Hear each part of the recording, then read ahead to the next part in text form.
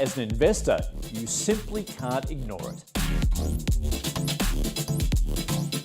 Digital currencies, blockchain, smart contracts, NFTs, Web3 and more. We want to understand and explain the entire ecosystem, which is evolving by the day. We'll talk to the developers and investors in the ecosystem to find out where the opportunities are.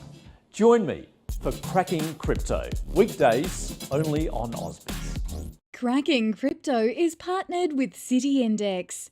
Trade shares, CFDs, Forex, crypto and more with a trusted provider.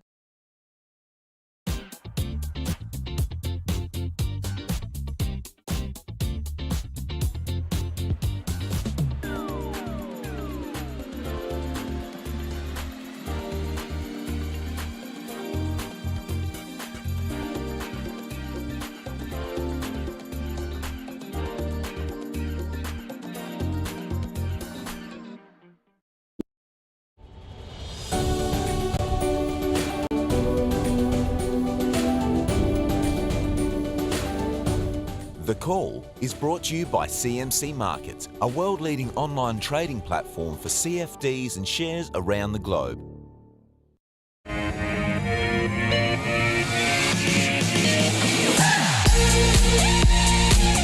Welcome to The Call. 10 companies picked by you, 2 expert guests, and we discuss them over the course of an hour. It is Friday, the 18th of March. I'm Nadine Blayney. It's really nice to be here with you to end this trading week. Our 2 experts on today's show here with us, well, not with us physically, but hey, virtually, Luke Winchester from Merriweather Capital, Claude Walker from A Rich Life. Claude, I'll start with you. How's the week been treating you in terms of trade? Well, it's been, I guess, a good couple of days with money flowing back into, I guess, higher risk, longer term growth stocks, which I'm overweight, and just sort of as a part of my general style being mostly in software and healthcare. That's been good for me. But having said that, despite having a couple of cracking days, you know, I checked yesterday and I'm still trailing the market over the last month. So, you know, it's some solace, but it doesn't mean I'm winning. Right. Luke, how about you? When you start to see some of the companies that you're invested in get a bit of a leg up in this volatile environment, knowing that interest rates are on the rise, is it tempting to take a bit of profit? Probably depends on the company, Nadine. I mean, if you've got some lower conviction holdings, and funny enough, I got this idea from A Rich Life, Claude. If you've got some lower conviction holdings on a bit of a bounce, then it probably is something you can trim into. I mean, particularly yesterday felt a lot like short covering to me when you see those really big spikes in some of the more highly shorted names on the ASX. So, look, is this the start of a rally in those sort of names that Claude was highlighting in the higher growth tech and healthcare? It could be. It could be a dead cat bounce, as it's sometimes put. But I think, to go back and answer your question, certainly if you've got some lower conviction stuff that's maybe had a good couple of days and you've maybe been waiting for this sort of bounce, even just psychologically, then it's probably something to think about. But as always, you know, if you've got your conviction in good businesses over the next 2, 3, 5 years, then this short-term noise, it is what it is, and you continue to hold them through it. Thank you. Let's get to it. I want to give you guys as much time as possible to talk about the companies on the agenda today, which are Energy One, Pure Profile, Westar Industrial, Macquarie Telecom, and Beacon Lighting Group. First, though, as always, stock of the day, Vulcan Energy. It's had some encouraging news for shareholders this morning, saying it's in discussion with local stakeholders to expand operations at its geothermal renewable energy plant. This as it aims to become the world's first net zero emissions integrated lithium and renewable energy producer. So it says that its carbon lithium project in Germany is on track for commissioning of the demo project in the middle of this year, and shares are up off the back of that. I think last I checked, 6.2%. So what do our experts think? Luke Winchester, over to you. Yeah, look, you nailed all the buzzwords there, Nadine. You look at a presentation from these guys and they hit on basically everything the market wants to see right now. You know, that lithium trend with the demand from EVs, It's also zero carbon lithium, tying right into those ESG themes. So it's no wonder, we'll bring up the longer chart in a second. This has been a massive winner over the last couple of years. Now, it's a bit of a battleground stock too. There was a short report put out a while back, which I think was actually run back, but it highlighted a few question marks, probably around, the difficulty of what these guys want to do. On the surface, it sounds really interesting, and the processes and the technologies they want to use, if it all works, could lead to maybe even a bit of a paradigm shift in the way lithium's extracted. They're talking about like 50% cheaper extraction costs compared to the current processes on average. But there's a lot of hurdles along that way. And to be fair to the company, they highlight them too. You look at their half-year presentation, there's a whole slide about the risks facing this business. And a large part of it is this is not a simple process. This isn't digging iron ore up out of the ground and shipping it to China. There's some really complex chemistry that goes into what they want to do. That complexity is also exacerbated by the fact there's a geothermal mine tied to it, which has its own operational risks as well. But that being said, they've done all the things you want to see them do as far as a potential producer of lithium. They've scoped out their study. They've got some offtake agreements with some large auto producers. So they're ticking all the boxes, and today's announcement is just another one of those. You've got the demo plan in place. For me, look, I always sit on the sideline with stocks like this when they're so, like I call them battleground stocks, where you have some people who really question it. You have some true believers. I always tend to sit on the sideline. If you're there, you probably continue to hold it. I don't think the business has done anything that would, warrant you to sell it if you've already bought it at some point in the past. For someone new to the story, I'd probably just hold off. It's priced quite richly, even compared to the net present value of the studies they've currently got out. So the market's either assuming higher lithium prices, which may happen, or they're able to drill further and find deeper resources than what's currently estimated. So I'd say a hold for the program. Thank you. Over to you, Claude. Well, I guess I wanted to take a slightly different angle. I sort of agree with Luke's assessment of the fundamentals of it, but I think you've got to separate. Look, I actually started my interest in the ASX back when there was a ton of geothermal companies on the ASX that were getting government funding, and there was a lot of excitement about that. And I got sucked into some of that, and I lost some money. First I bought, it went up, and then it eventually went all the way back down. Now, I'm not saying these guys are going to go to zero, but I do think you have to separate out the fact that it's kind of a cool story and that it'd be nice to have zero carbon lithium production. You got to separate that out from the actual valuation of the company, and by which I mean like the value of the future cash flows that shareholders will eventually get after all of the capex and dilution that's necessary for that is done to actually get it up and running. And I think that I'll refer to the guy Joe Lowry that was quoted in the AFR, who said quite some time ago now, at a lower share price, I view Vulcan as a modern day tulip bulb investment, great marketing, low on substance. Now, I don't know if that's completely true, but I just wanted to zoom in on half of that statement, which is the marketing aspect. Like, you have to be, as an investor, cognizant, in my view, of what the sociology is going on with your stocks. And the sociology that's going on around Vulcan is absolutely remarkable, okay? So this is an absolute retail fan favorite stock.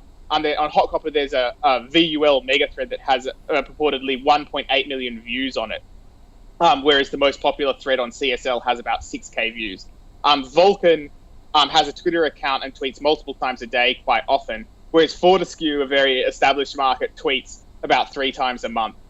You have Motley Fool's covered Vulcan 19 times so far this year, this calendar year, just, since January, on their free website, which works out as an article about once every 4 days. Now, the reason that they'll be doing that, and I know because I used to work there, is that's because it's getting the clicks, it's getting the interest. There's a lot of retail readers that really they're Googling Vulcan every day, and every Vulcan article has, a horde of readers that are sharing it and all that sort of stuff. By contrast, Bapcor, which is $1 billion bigger, pays dividends and is profitable, it's had 12 articles on their website this year. So even though it's so much of a better, more established company, it's got so fewer people interested in it. And, the next stock we're going to talk about, which is also in energy, it has had one article written about it. So I think what I'm getting here is if you then go and read the article written by Michael Rodden of the AFR, called Vulcan Energy Revels in Online Disinformation.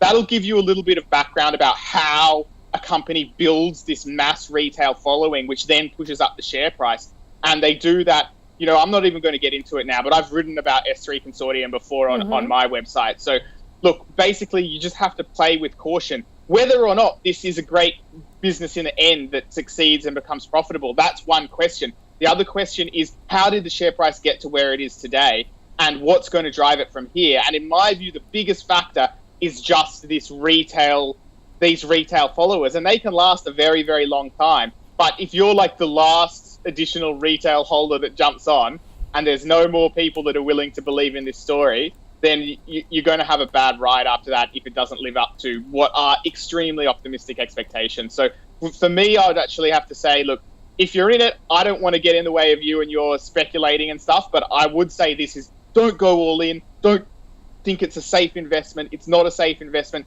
I would advise you to have fun trading it, but make sure that you make a profit if you're in a position to do that. And don't go all in. It's an avoid for you, though. That is what we'll leave that one with. Vulcan Energy. Let's get to the first company nominated by our viewers. And I know these guys are pretty happy with the list today. Wendy has emailed in asking for you to comment on Energy One. I think, Claude, I've had a conversation with you about Energy One before. It's software as a service that is used by the international energy markets wholesalers. And it's also got exposure to renewable markets as well. What do you think of Energy One? Yeah, right. So, well, full disclosure up front, this is actually one of my favorite ASX stocks. It's one of my biggest holdings, and I hold shares in it at the moment. And, I think the highest price I paid was about $5.11, which is a small top up, but I've mostly accumulated at lower prices. But the point here is that this is a company that, as you say, does software for its wholesale market participants. So that can be buyers, big buyers, and people that are just trading on those wholesale markets. Now, actually, since we last talked about it, Nadine, it's actually had a very big development, which is that it has decided to buy this business called CQ Energy, which does diversify the business in what I originally thought was probably diversify the business into a more services thing. So I'm not just talking about the software that that participants use for energy trading. I'm talking now about the fact that they're buying a company that provides the services themselves. So that's the expertise, the actual 24/7 energy trading desk, the risk managers, the whole team really that is required for someone who is a wind farm to actually start trading and selling that energy on the market and managing their contracts and their risk in terms of what they agree with. And that's really interesting because, essentially that decision is designed to give these guys even more exposure to the, growing renewable energy business. Because when you have a big, gas coal power station, they probably already have the employees they need for the energy trading and the participation in the wholesale markets, but they might use Energy One software to do so. But now they're going to actually be able to provide the whole team as well. And obviously, they hope leverage off the fact that one guy could be doing several companies and, of course, using Energy One software to do it. So they'll be using their own software, but selling that service. Now, of course, I was a little bit concerned that this might mean that it's going to be lumpier, lower quality, less recurring revenues. But actually at the last results, the CEO said, what's the effect of that? Operational services revenues are by definition recurring. They're long-term contracts. 2/3 of the CQ energy is recurring. We consider it high-quality, sticky revenue.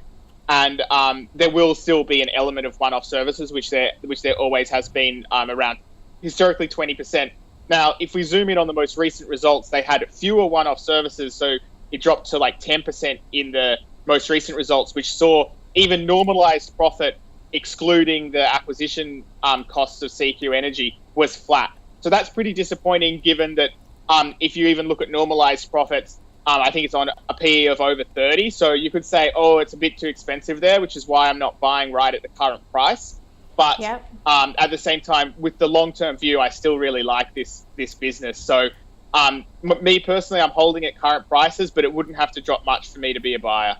Okay, thank you. Buy on any dip. What about you, Luke? Energy One. Yeah, Claude knows this business really well. I know it quite well as the same. it's been a fantastic business, and like the anecdote I like to give is this stock's actually a 100 bagger for certain people. For a few months back in 2013, it traded about 6 cents. And if you've held it all the way up to where it is today, you've done obviously fantastically well. Long term, I actually agree with everything Claude just said at the end there regarding sort of the outlook for the business. I think longer term, this is a management team that's just done a fantastic job of building out a brilliant business in Australia to the point where it's more than half of the energy trading market. And I think the rest is essentially all just internally built software from participants. I don't think there's any other third-party software that competes with them. And they're now taking that to the Europe and the UK. And doing it through acquisitions, but definitely a management team, I give them the benefit of the doubt to do that. The shorter term risk, which again Claude just highlighted, it's this pivot to the services business. So you go from, your core competency is the software. You're now they've termed it software with a service. I actually don't mind that term. And it is the sort of industry I don't mind the strategy pivot, because this is an industry, particularly as renewable energies come in, batteries come in, you can see the electrical grid becoming extremely complex over the next few years. And so businesses like Energy One and the ones they acquire can provide a lot of value to people. Again, I'm copying Claude's notes, but mine was exactly the same. It's about 35 times earnings. I'd love just to get it maybe for about 25. So I would definitely hold it. It's really illiquid. So if you've got it, don't sell it, because you've worked hard to get those shares. But for someone new to the stock, probably just try and get it on a bit of a pullback. The last report was a little bit weaker than what I expected, and I was sort of hoping for a bit more of a pullback on that. So just be patient with it. It is a liquid, and it's one that can have those sort of 10-15% moves. There you go, Wendy. I think that was a good explanation and justification from our guests. Let's go to Pure Profile from Benjamin. Now, I'll start with you on this one, Luke. Ben has said they seem to be majorly undervalued after capitalization on a strong growth trajectory, have a fantastic new CEO. What do you think? Yeah, look, disclosure, I do own this one with Merewether Capital. I agree with his last comment. I think Martin Fills, who's come in, and the CFO, Melinda Shepherd, they've done a fantastic job. And this is actually an example of where having a memory in micro caps can sometimes be to your disadvantage. So this was a real turnaround. This business was effectively bankrupt and had to be recapitalised. New CEO, CFO come in. The share price was absolutely decimated. And as someone who was familiar with the business for what it was and knew the struggles that they had, you can sort of wait maybe years, 3, 4, 5 years before that whole turnaround process. The share register sometimes has to turn over as those debt holders have turned into equity holders. That didn't happen with Pure Profile. The turnaround has been extremely quick, and I think that's because of the expertise Martin's brought to the team and the people that he's been able to bring with him.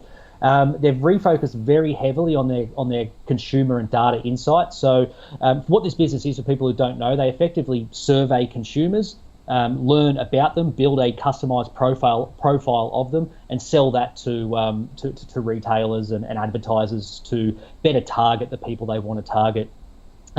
It's had a bit of a sell-off. You see that there on the chart. I think the reason why was the market was maybe expecting them to upgrade their guidance. They've maintained their original guidance for 4 to 4.4 mil EBITDA. Mm-hmm. They did 2.5 mil in the half, so it implies a slowdown in the second half. I actually suspect they'll beat that. The question is how much, and I think that's what the market's asking as well. But again, it's similar sentiments to what we just said with EOL. It's one where short term there's some maybe question marks around that second half and the guidance. Longer term, I really like what the new CEO and CFO have done with this business. They've positioned it well. It's expanding overseas quite nicely with some partnerships. So I hold it. I've probably bought some around these levels a while back, but around that sort of 5 cent level. So I'll definitely say a buy. Buy. Is it a buy for you, Claude? Pure Profile, PPL is the ticker code. Yeah, I'll call it a buy as well. Tiny little position for me, though. I haven't bought in big myself, just a watching brief. I agree with all Luke said. I'll keep it quick and just add, though, that I have serious concerns about their remuneration. I think that they use sort of this logic in their presentations where they sort of say, if share-based payments weren't included, then blah, blah, blah, this is what we'd achieve. But I include those, and I think it's really important that businesses have that discipline. On the flip side, we did actually see the CEO himself reach into his pocket and pay $10,000 for a few shares recently. So that's a good sign. I like it too. I just want to see them smooth out some of those issues with they think that the right way to think about the business is exclude share-based payments, and I actually think that's categorically wrong. So I hope they can level up on that regard. Okay, so it is a buy. Pure Profile has 2 buys that will be going to the investment committee. Let's get to the next on the list. I am curious to get your views on this, guys, given, where I know your interest mostly lies. But Westar Industrial for Steve, WSI. It's a mining services company in a nutshell. But Steve points out that in the last quarterly, there was nearly $29 million in cash and positive cash flow, which I know you like, Claude, from activities at $11 million. So he says that they're well capitalized, and for each 1 cent move in the share price, the capital will move about $1 million. I haven't checked that out, so forgive me. Now, he just thinks this sounds like a great deal. What do you think, Claude? Well, I think I might let Luke handle some of the nuances of cash flow, but suffice it to say for me is that you can't, with this kind of business, you can't fully take a heap of comfort in the cash flow, because in the kind of the services business, especially mining services, big projects can make a big difference, and also so can the payments, the timing of payments. So if they get a big payment ahead of actually doing the work and paying the salaries and all that sort of stuff, that can swell up their cash now, but it comes with a liability that they need to do certain work and do certain things. Now, in an inflationary environment, you better hope that they actually don't get in a situation where they end up having to pay more to fulfill those contracts. And that is the big risk with these guys. Having said all that, I do think that Steve is kind of got a good eye here, because it does look like, even just based on the first half, right, they did 2.3 something million.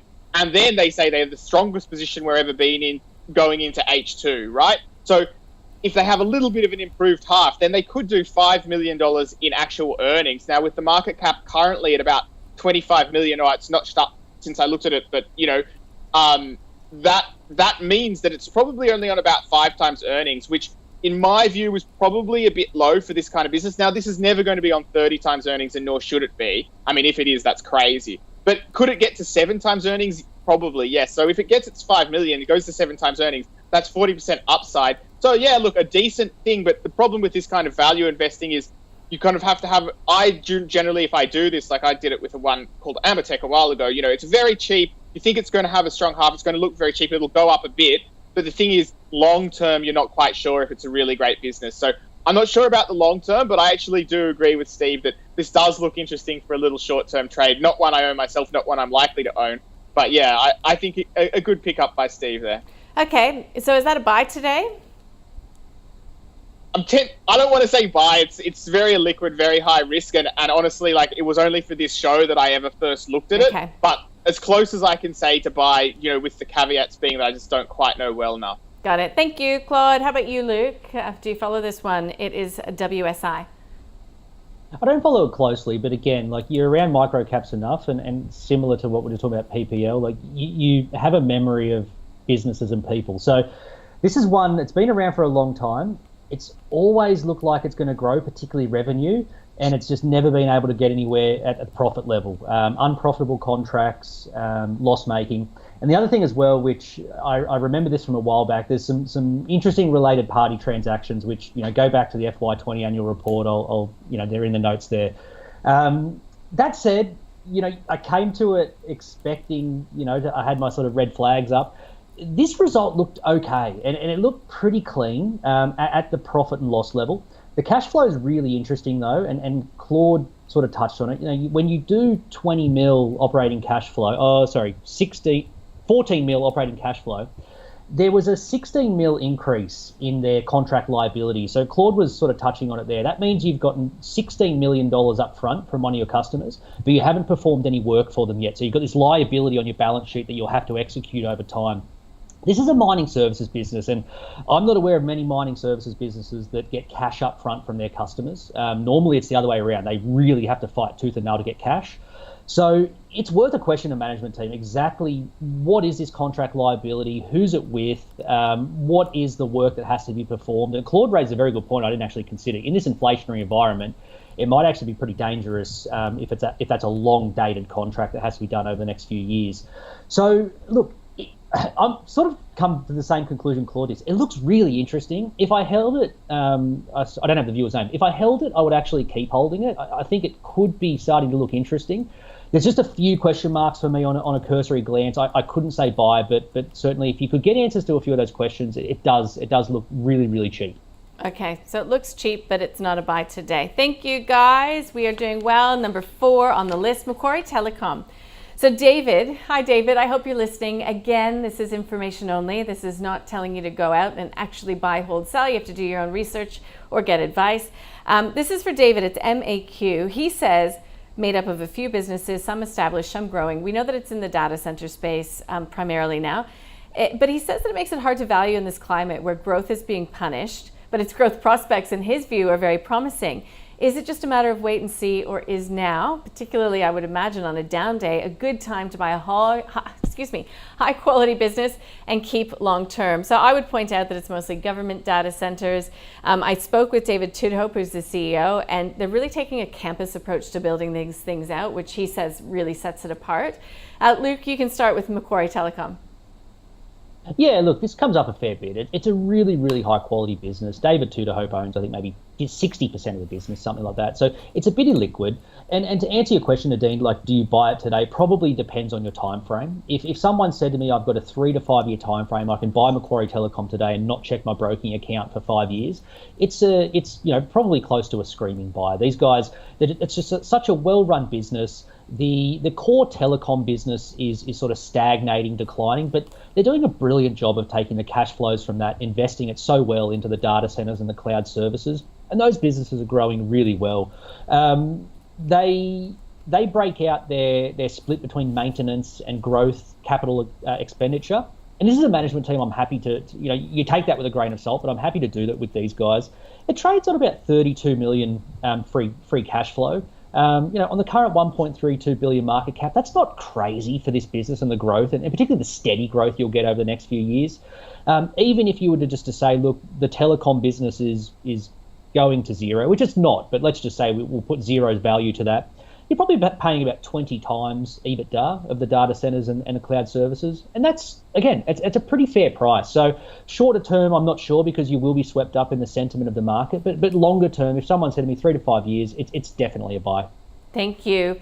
Do you see it any differently? Claude, you guys have been getting along quite well today. Well, I am an investor in his fund, so it's not that surprising that we see things similarly. But yeah, look, I do agree, and it's funny that he honed in on that. I think it was he said that Luke said the data service. The one thing I differ slightly on him on that is that I actually think the jewel in the crown of this business is the cloud services and government business, and I think this is the one that I would really like to have exposure to, because essentially these guys have what I believe is a genuine competitive advantage there, which is that they are an Australian company with super, government approved, vetted employees building, in Canberra where I live, these big, super safe data centers down the road from ASIO, right? So they, in my opinion, have got a very sticky, sort of good customer relationship there. Look, if you go back, and Luke mentioned the founders are great, they say that the way that they've always tried to win is basically to have an offering that is bringing, supporting markets, they put it, that are overcharged and underserved. And like the natural maximum extension of that is when you're like doing the highest touch possible service in the most important, super secret data storage for the government.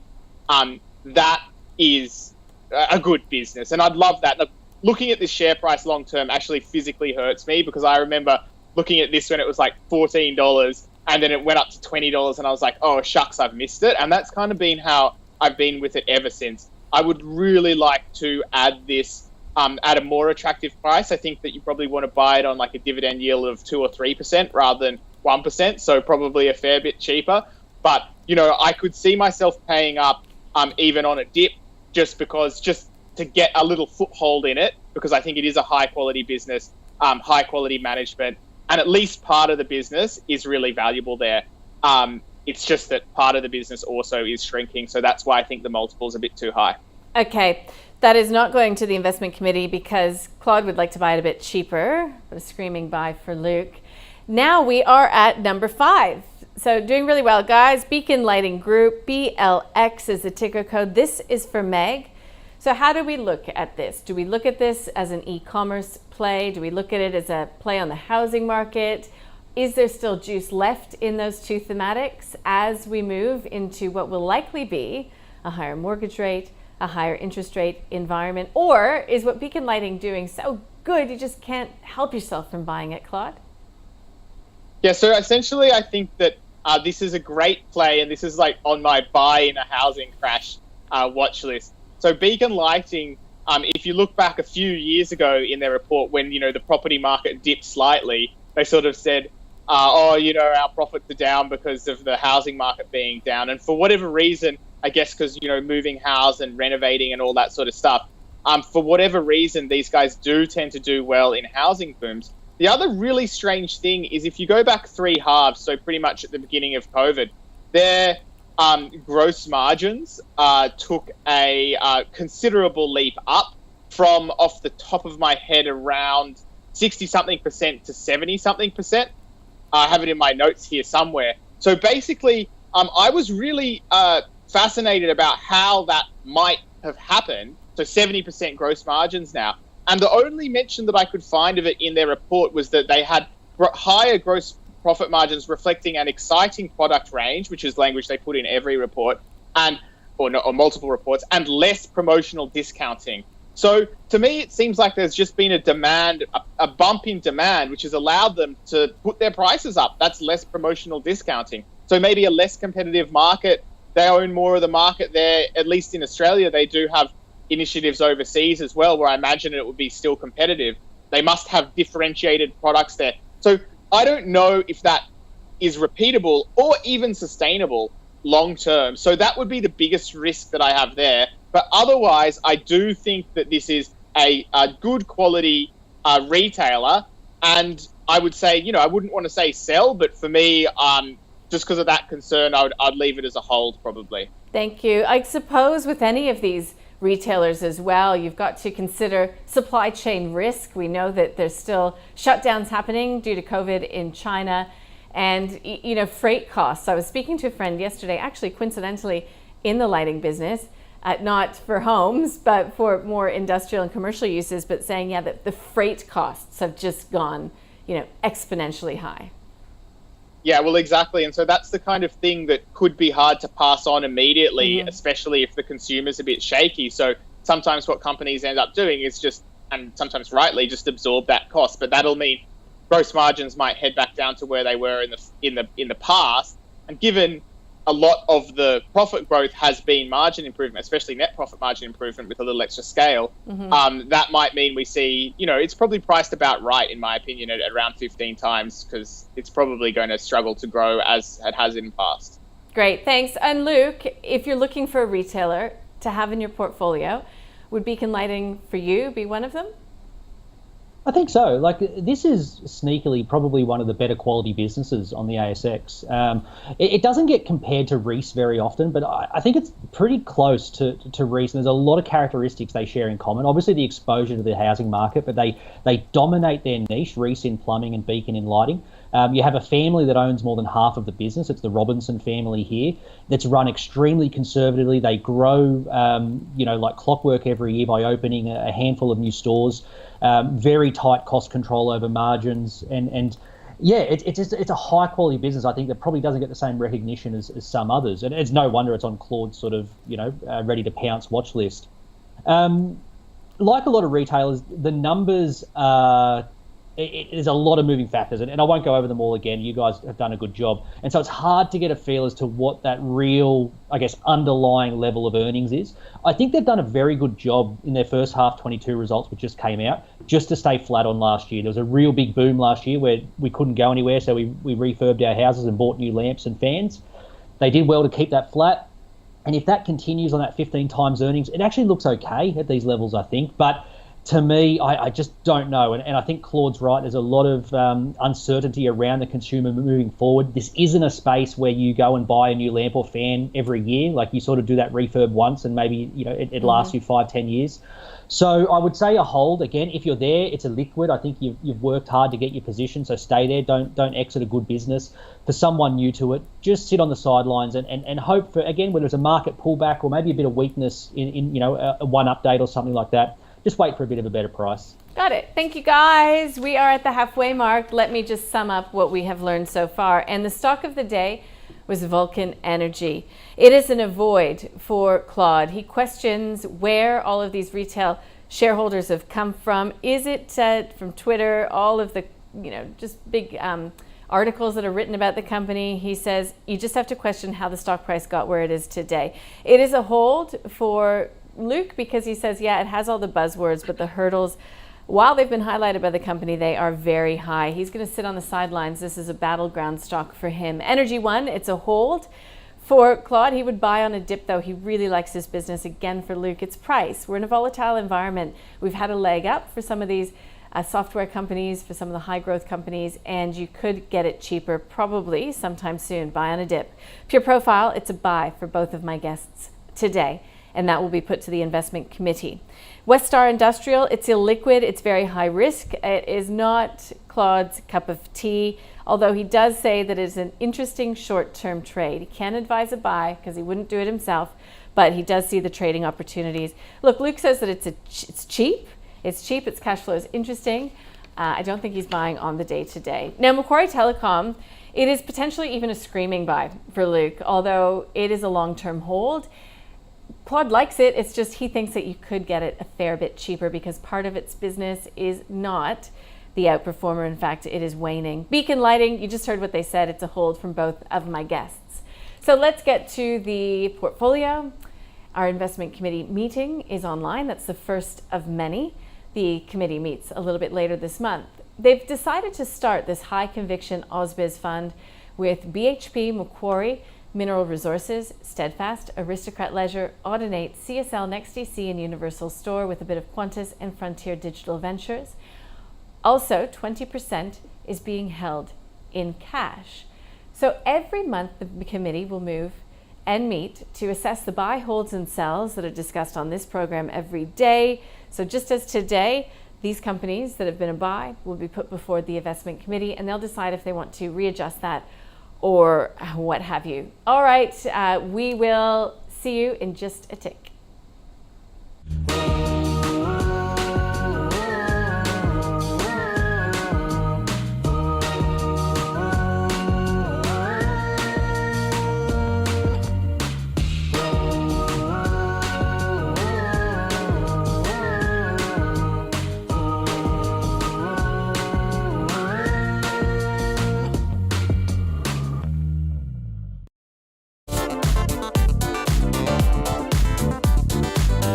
Grab a beer, grab a glass of wine, because this is where we just gossip.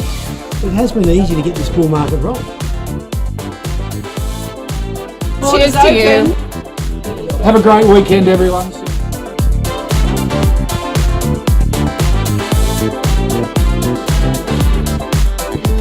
The Last Call is brought to you by Australian Vintage Wines. Invest in the home of Australia's premium wine brands. I hope you can join us for the last call tonight at 4 p.m. Also, this survey, a subscriber survey, it would be really great if you could fill that out. It takes a few minutes. There are some private prizes as an incentive, but give us an idea of what you would like to see more of or potentially less of as well. Let's get to our next 5 stocks. Boss Energy is on the list, Intelli HR for Simrin. Look, we've got Top Shelf International coming up, Volpara Health for Charlie, plenty for Toby as well. Let's get right to it. My guests are Claude Walker from A Rich Life and Luke Winchester from Merriweather Capital.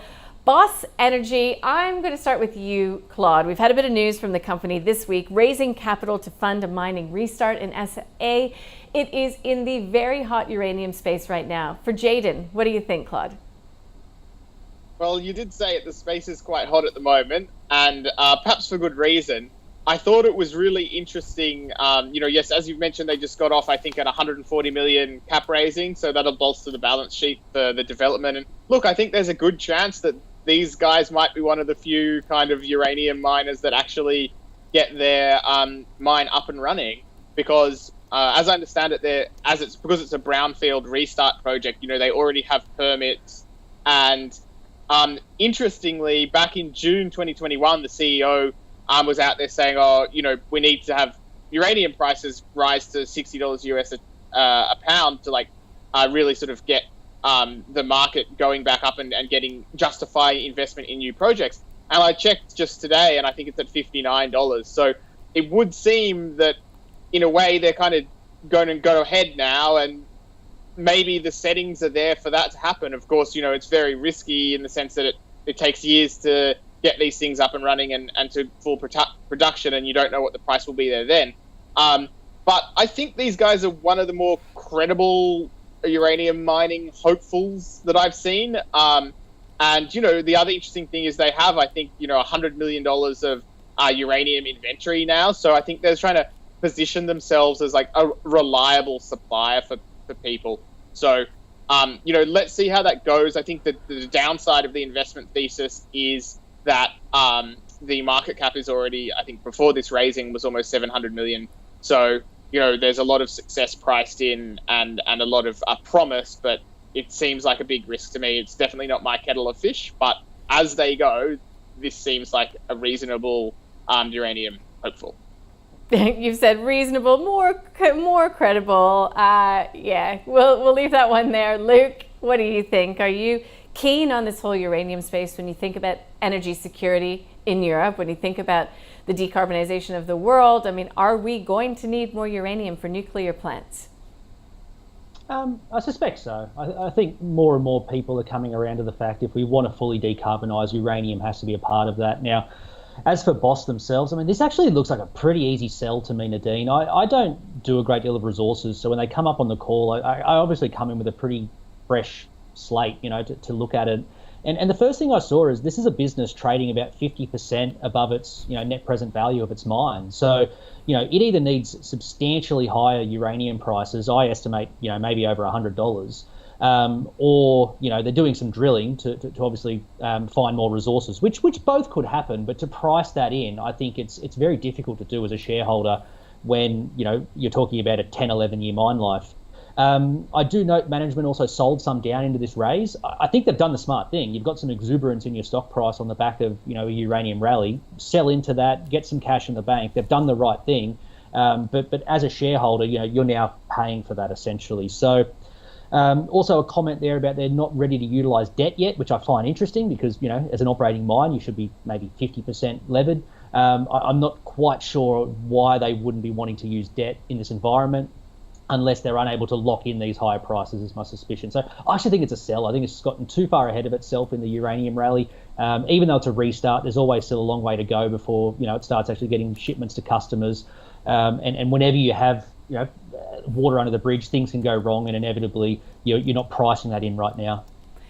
Thank you, guys. Let's get to another one on the list that I'm positive that we've spoken about before, so really keen to get your updated thinking on them, and that's Intelli HR. This is for Simran. Posted a record third quarter just recently. Luke, what do you think? I like Intelli HR, and disclosure, I do own it with Merriweather. I'll touch on the good points of Intelli HR because I think Claude will highlight some of the red flags with it, which are genuine. Don't get me wrong. I share them with him. The product is obviously a very high quality. If you look at the customer reviews on software websites, not only are they all 5 stars, the comments are fantastic. They're able to land and expand with clients. They do 116% net revenue retention, meaning they're upselling to their existing clients, not just winning new clients. More than doubling their revenue year on year. That recurring revenue is growing quickly off a low base. It's a small business, but growing quickly. But I think the quality of that product and the characteristics of the metrics around their growth, is one of the reasons I own.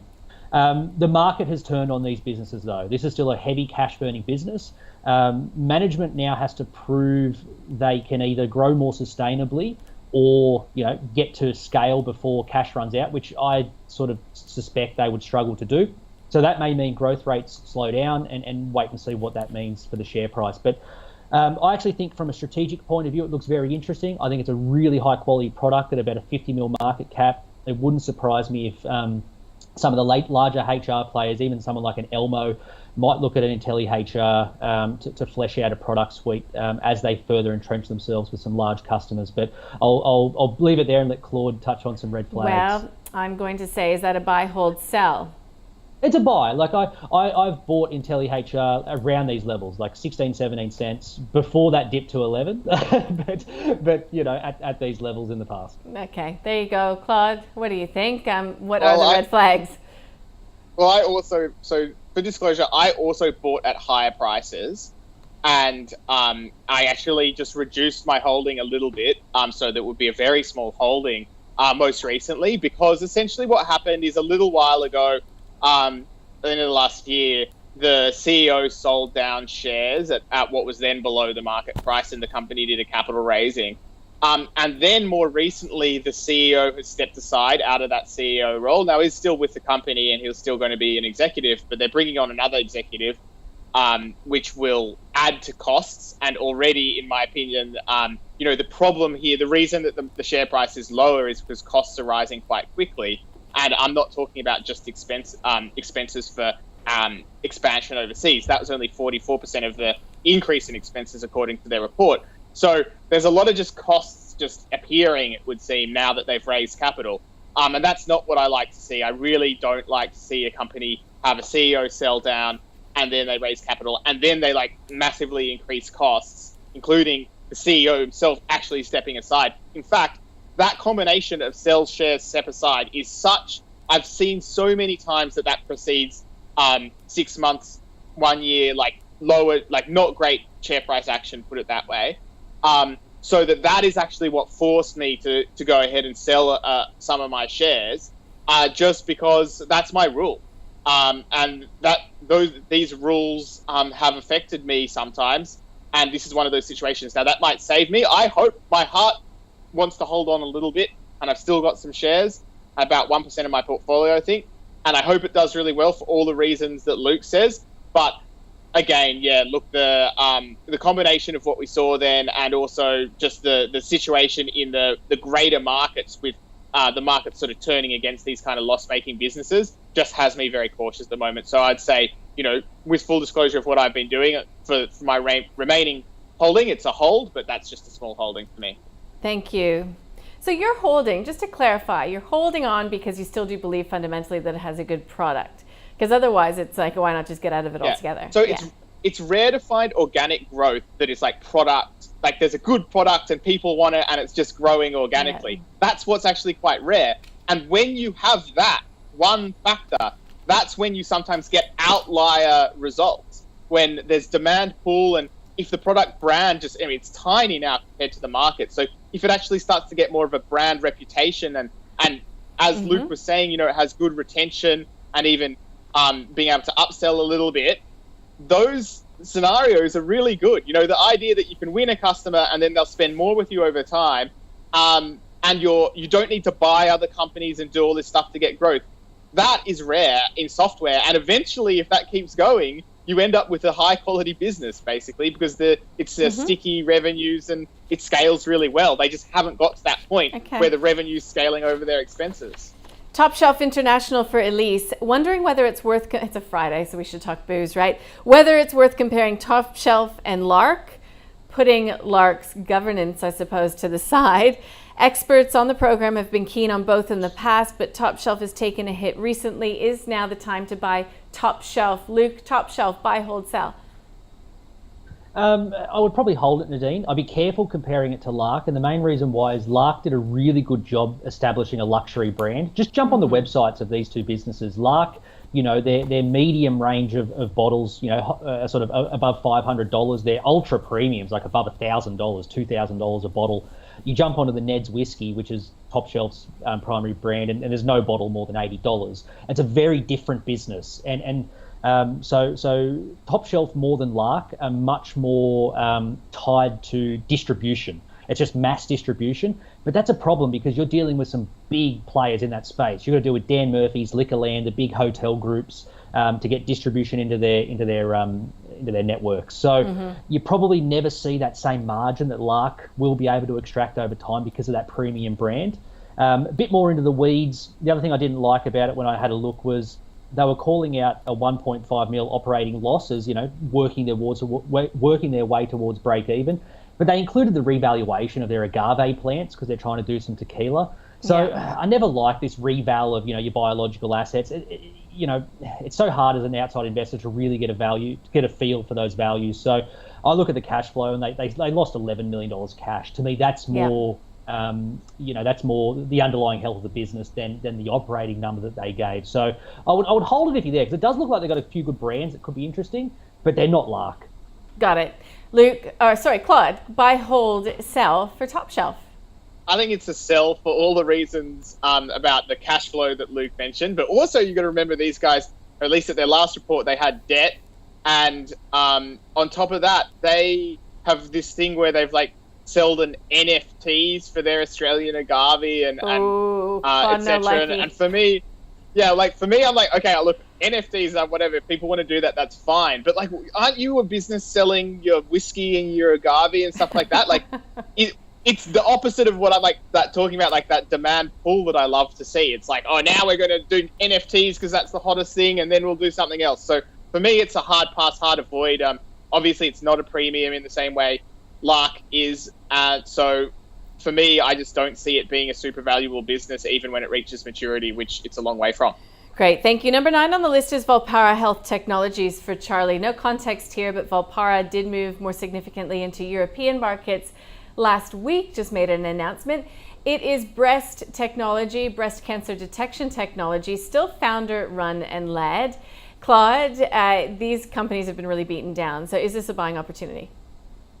I would say no. And the reason is, and I would have before said yes, and I did actually have paid higher prices than current prices for Volpara, which I still own some shares in as well. But it's a similar story to Intelli HR. You have to accept that the overall cycle on these companies is turning down. Higher inflation, and which is going to probably be exacerbated by the invasion of Ukraine, means that these companies are going into their winter. And the most important thing for any of these software companies that have been losing money is they need to have a path to break even whereby they can stand on their own 2 feet and they don't need to keep on coming back to the market, because that's how they do permanent damage to their share price, coming back to the market at a low price. And so I recently, a bit longer ago, but I also took some off the table with Volpara, and that's because in their last quarterly, basically their receipts from customers went down slightly, essentially. And so that's not what I want to see. I want to see, look, they did manage to have slightly better operating cash flows, but once you exclude grants, they were down too. So basically, it doesn't look like it's on a sufficiently convincing path to break even to me. They're not doing that fast enough. They had a couple of quarters where their actual cash burn went up. Not good enough. I really love this company. I want to ride it to success when it has that success. But I think really the next big success for Volpara will be when it can prove that it's an adult company that's profitable, because it's had quite a few years to do that now. But you're holding on to your small holding. So is it a hold? Yeah, similar story. I say it's a hold, but I'm going to wait until I get more evidence that they're going to break even. Thank you. Luke, thoughts on Volpara Health? Yeah, I agree with all that. And Claude's right. I mean, the market is screaming at these businesses saying, we're not going to fund your losses anymore. So as management teams, you have to make some hard decisions about your growth rates. If a push towards break even and profitability means growing at substantially lower rates, then that's what you have to do, because Claude's right. For this business to now raise again, you'd be effectively locking in some massive dilution, which just absolutely decimates your chances of a higher share price into the future. So it's one I hadn't looked at for a while. I looked at the result. I agree with Claude. I wasn't too happy with that last quarterly result. One of the things I didn't like was they made an acquisition but didn't actually break out how much that acquisition contributed to revenue, but did break out how much it contributed to costs. I wasn't a fan of that. And the other one as well, they're already quite heavily penetrated into their main US market, like 34% penetration. So it's not like this is Claude mentioned Intelli HR. Intelli HR is 0.00001% of their market, whereas these guys, they're already well towards it. And I think they should be far closer to profitability based on where they are. They're trying to drive average revenue per user. They're doing a decent job of it, but not quick enough. So, look, I would probably hold it as well. You've written it down to where it is, but I'd really be keeping an eye on management and making sure they're willing to make those hard decisions around their cost base and the growth moving forward. Not cheap enough to buy, though, I think you've said there. All right, last on the list is Plenty. This one's for Toby. PLT is the ticker code. So it is in, well, small business lending in a nutshell, personal lending as well, I do believe. Luke, what do you think? Plenty. Yeah, Plenty, MoneyMe, Wiser. There's been a bunch of these fintechs listed over the last few years, and they all look the same when you look at their recent reports. And the reason why is they're all reporting, triple-digit growth, record low loss rates or arrears. And the main reason why is banks have pulled completely out of consumer lending, auto lending, and small business lending. So these guys are just rushing to fill that gap. They've done a really good job, don't get me wrong, but as good as those metrics are, and everything looks really good on the result, I just can't bring myself to step into them because of where we are in the macroeconomic cycle. You've been through 2 years where consumer balance sheets were effectively backstopped by the government, and I just need to see these guys go through a proper economic cycle where bad debts are actually allowed to become bad debts. I think even the price is sort of reflecting that a little bit, because these numbers were really good, yet you're at largely an all-time low or a 1 year low. So again, a common theme, but if you're there, hold it. I struggle to buy, though, just until I saw how this business executes in a, call it, normal operating environment. Mm-hmm. Which it has not been. And to correct myself, it's not small business lending, it's personal lending. It is. It's personal and auto, yeah. But none of these guys have been through an actual cycle. That's what worries me. Because many investors haven't been through a cycle, Luke. Yeah, that's true. I look at like Credit Corp, Money3, even Cash Converters. Some of the guys that have been around through cycles, they're much more conservative with their lending at the minute, and these guys aren't, and that's something just to keep in mind. Right, Claude, what do you think of Plenty? PLT for Toby. Look, it's a terrible high risk exposure to have in my view. Like, maybe the rewards are there, but probably not. If you look at their website, the popular loan purposes are like just typical super high risk loan, debt consolidation, right? Oh, I've got too much debt, I'll get another loan to consolidate it all in one loan. Like, that's not a credit risk I want. Look, some of them aren't silly, like solar and battery. That's decent lending that I wouldn't mind being exposed to. But then you've got just silly stuff like wedding plans, holiday plans. Like, I don't want to have exposure to the person that's borrowing money to pay for a massive wedding or pay for a holiday. Like, sure, look, they might pay it back, but that's not a good risk. And it's definitely not a good risk at the current point in the cycle, in my view. So it's a high risk one for me, and it's not risk I want to take, so I'd avoid it. Thank you. It's sort of a bit of common sense there, it would sound. All right, guys, before I let you go, Boss Energy, it's too risky. It's risky in Claude's word, and he's saying, just didn't sound very convinced there at all. Sell if you're a Luke from Merriweather Capital. Intelli HR, look, they're both conflicted about this one. But Claude has reduced his own holding, so it is a hold for him. However, price, and Luke really believes in the long-term story, so it's a hold for Claude, a buy for Luke. Top Shelf, sell for Claude, hold for Luke. Volpara Health Technologies, they've both got a hold. They both sounded a bit disappointed in this one, really, after reading through the result, though Claude does have a small parcel of Volpara, and Plenty, a terrible risk for Claude to take on. And Luke just wondering what's going to happen as this cycle continues to turn and turn. It is. Well, Luke Winchester from Merriweather Capital, Claude Walker from A Rich Life, it is always a pleasure to get the chance to speak with you guys, often ahead of the weekend, so I get to wish you a very happy, healthy weekend. Thanks, Nadine. You too. See you guys. Thanks a lot, guys. Now, anybody watching, if you're sitting at home thinking, well, I want to know about something, just email us. It's easy. The call at ausbiz.com.au. Also can send it via a tweet. And you can check out that portfolio at ausbiz.co/portfolio. Don't go anywhere.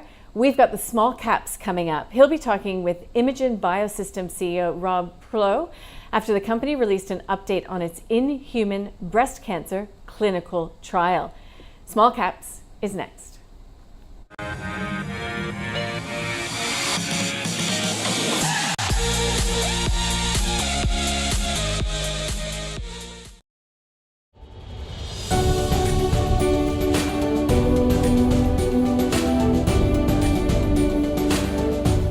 The Call is brought to you by CMC Markets, a world-leading online trading platform for CFDs and shares around the globe.